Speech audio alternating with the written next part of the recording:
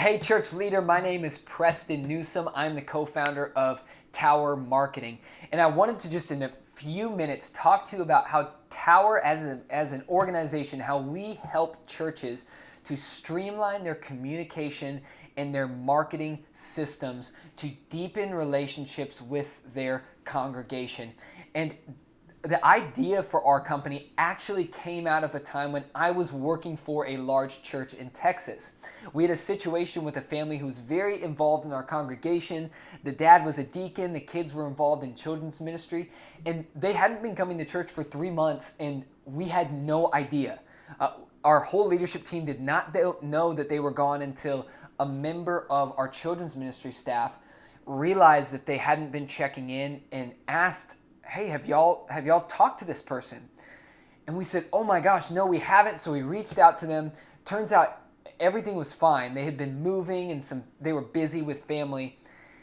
But it made us as a leadership team think, if this is happening to someone who's very involved in our church and who we can more easily catch when they've left for a while, how many people in our church might be slipping out the back door without us having any idea? And it led us to really look at our communication and the marketing pieces that we had in place with a lot of scrutiny and make sure that they were being done well. And here's what we learned that can impact your church, because I think there's a good chance that you might be suffering from these same problems. We realized that we did not have a streamlined cross-departmental strategy, a system that helped us to be intentional about every relationship we had with a congregant. And here were 3 questions that you can ask to diagnose this problem, to see if you are suffering from this right now, because there's a very good chance you are, and that is costing you growth as a church. Number 1, do you know for each congregant in your church who is responsible for shepherding them? If they were to leave, if they were not to show up, who right now is supposed to be checking in with them?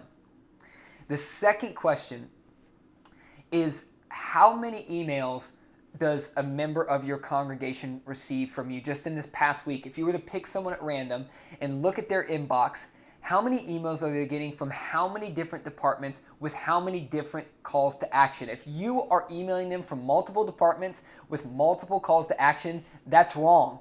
You are doing it wrong. The more calls to action you give them, the less likely they are to actually take a next step.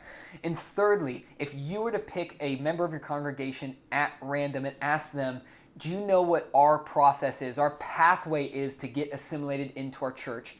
Could they tell you what that pathway is? Could even members of your staff tell you what this pathway is? Not even to mention members of your congregation. A lot of them might be able to say, "Well, I know once you show up, I can fill out a Connect card. I know that's the first step." But after that, they probably couldn't tell you what's next. Is it a membership class? Is it small group? Should they start serving? Should they become a deacon? Should they give first?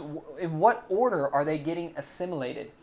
Those 3 questions, I want you to ask yourself those questions and see if you have any gaps in those questions.